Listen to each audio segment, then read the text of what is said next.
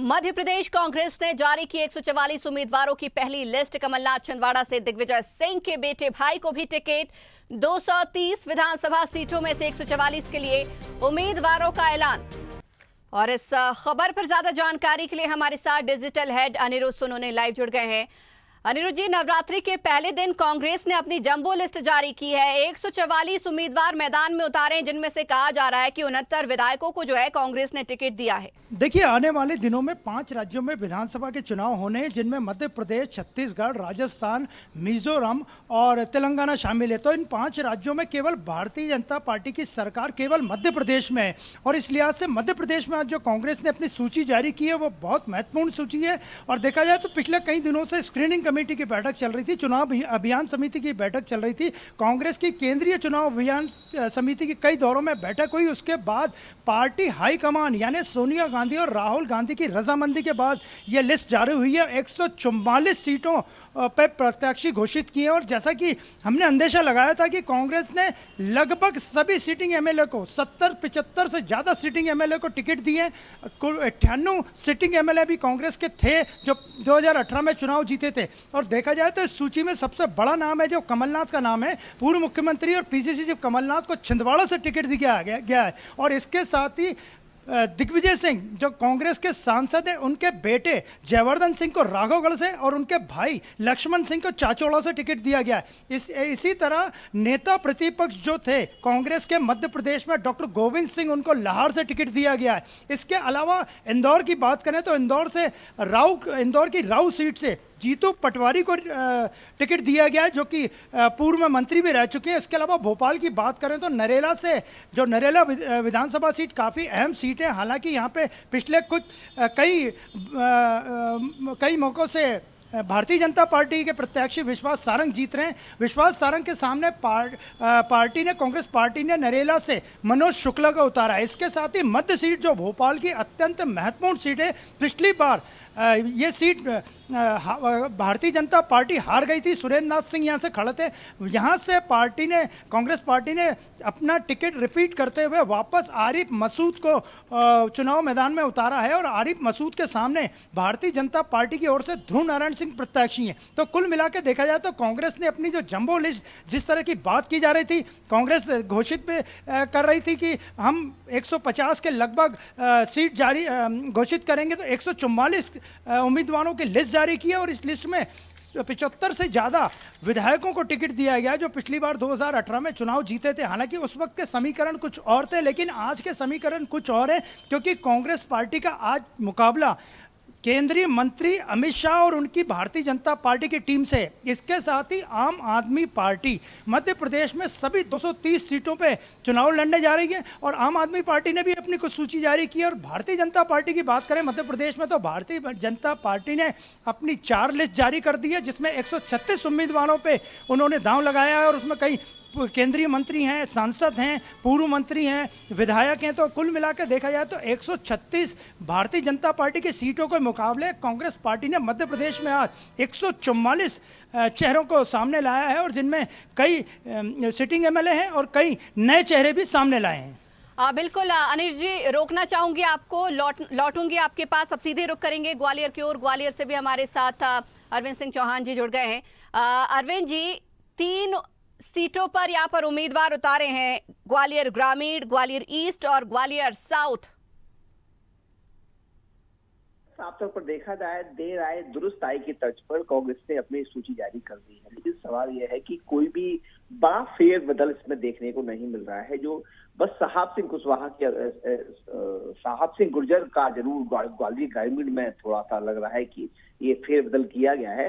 अंततः पुराने नाम ही दिए गए हैं जो बराबर कयास लगाए जा रहे थे कि चाहे वो लाखन सिंह कुशवाहा हो, चाहे सतीश सिकरवार हो, चाहे विपिन पाठक हो, कोई बड़ा फेरबदल नहीं किया गया है जो कयास लगाए। क्योंकि पेच जहां फंसा हुआ है, इन सीटों पर पेच फंसा हुआ है, उन पर न तो भारतीय जनता पार्टी अभी निर्णय ले पा रही है, न ही कांग्रेस।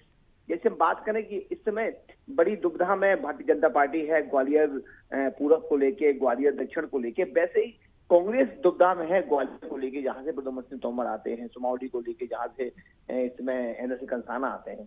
तो ये जहां पर पेच फंसा हुआ है वहां दोनों दलों के लिए बड़ी दुविधा में है। ये तो सभी को पता था कि जो पूर्व विधायक हैं उनका काटना इतना आसान, उनका टिकट काटना इतना आसान नहीं होगा, और इतनी नैतिक साहस अभी कह सकते हैं कि कांग्रेस में नहीं है कि वो वर्तमान विधायक का टिकट काट दे।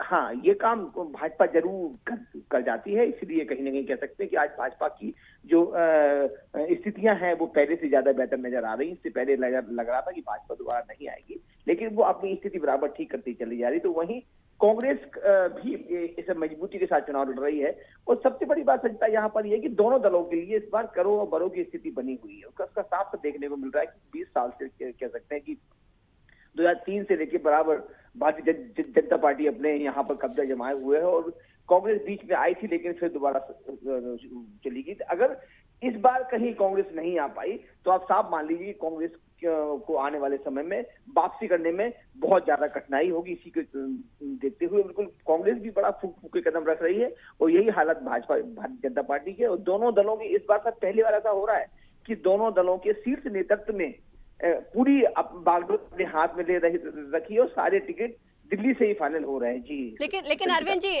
इन लिस्ट को देखकर क्या लगता है, क्योंकि बीजेपी जहां पुराने उम्मीदवार वरिष्ठ नेताओं पर भरोसा जता रही है, तो कांग्रेस ने कहीं ना कहीं देखा जाए तो युवा नेता को भी चुना है। जिस तरीके से अगर हम बात करें, बीजेपी की लिस्ट में कैलाश विजयवर्गीय को टिकट मिला, उनके बेटे आकाश विजयवर्गीय का टिकट कटा। लेकिन अगर हम कांग्रेस की बात कर रहे हैं तो यहाँ पर उन्होंने विक्रांत भूरिया पर भरोसा जताया है, ना कि उनके पिता कांतिलाल भूरिया पर भरोसा जताया है। ऐसे भी कई और चेहरे हैं। अगर हम दिग्विजय सिंह के भाई और बेटों की बात करें, उन्हें भी बाकायदा टिकट मिला है। यानी कि कुल मिलाकर कांग्रेस जो है बीजेपी से कहीं भारी नजर आ रही है, या दोनों अभी देखा जाए तो सेम पायदान पर नजर आ रहे हैं? संचिता, ये कहीं ये एक दो केस हो सकते हैं ऐसा किया गया हो, लेकिन आप देखेंगे साफ तौर पर कि कांग्रेस ने किसी भी विधायक टिकट नहीं काटा, और इतनी ताकत शायद कांग्रेस में है भी नहीं कि अपने विधायक का टिकट काटते वो। ठीक है, चाहे डबरा की बात करें, चाहे हम ग्वालियर ग्रामीण की बात, ग्वालियर की बात, पूरब की बात करें, दक्षिण की बात करें, वो बराबर उन्हीं को। हाँ, विक्रांत भूरिया थोड़ा अवतार जरूर हो सकते हैं, एक दो जगह ऐसा हुआ होगा, लेकिन आप देखेंगे पुराने टिकट, हाँ कुछ युवा चेहरों को उतारा गया है। राहुल भदौरिया को मेगांव से उतारा गया है, अच्छे कैंडिडेट है। तो अब सवाल सबसे बड़ा यही है कि इतना समय लगा है, लेकिन कोई ऐसा नाम निकल के सामने नहीं आया जो घटनाक्रम भारतीय जनता पार्टी ने किया है कि अपने सांसदों को घुटनों के बल बिठा दिया। कितनी बड़ी बात आप कल्पना कर सकते हैं कि एक केंद्रीय मंत्रियों को घुटनों के बल बिठा के उन्हें विधायक का टिकट लड़वाया जा रहा है। तो कहीं ना कहीं कह सकते हैं कि कांग्रेस में और भाजपा में ये बेसिक फर्क है कि वहां का कार्यकर्ता बेस्ड पार्टी है, जो संगठन कहता है वो किया जाता है, और यहाँ थोड़ा सा कहीं ना कहीं विशेष की चलती है। यही वजह है कि कांग्रेस थोड़ी पिछड़ती नजर आ रही है। लेकिन अब साफ तौर पर इस बार का जो मतदाता का मूड है वो साफ तौर पर दिखाई दे रहा है, वो सत्ता परिवर्तन चाहता है। अब देखना यह है कि अब इस बार आने वाले चुनाव में लोग अपना प्रतिनिधि किसे चुनते हैं। साफ से यह है कि टिकट तो बट गए, लेकिन जो कह सकते हैं बड़ी बड़ी सीट्स हैं वहां पर भारतीय जनता पार्टी को और कांग्रेस को, दोनों को चुनौतियों का सामना करना पड़ रहा है।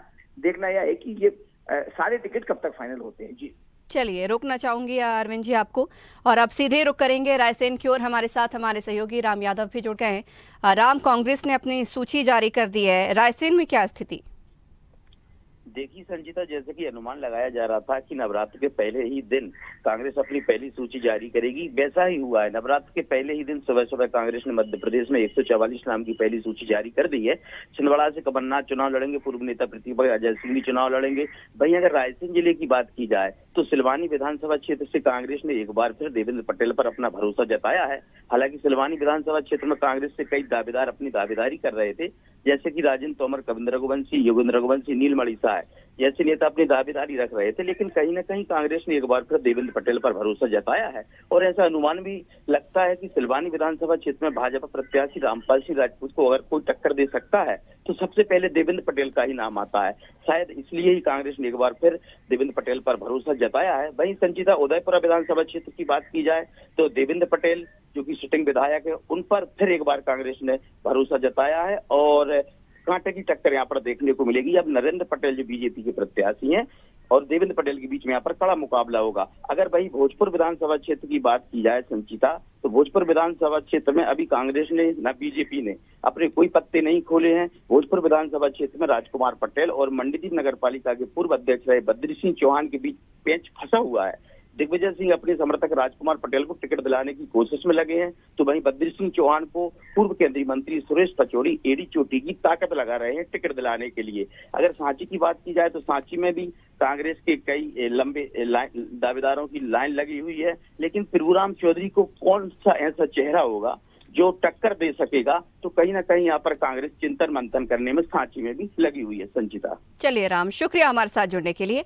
और अब हम सीधे रुख करेंगे न्यूज रूम की ओर। हमारे साथ एसोसिएट एडिटर मुक्ता पाठक भी लाइव जुड़ गई हैं।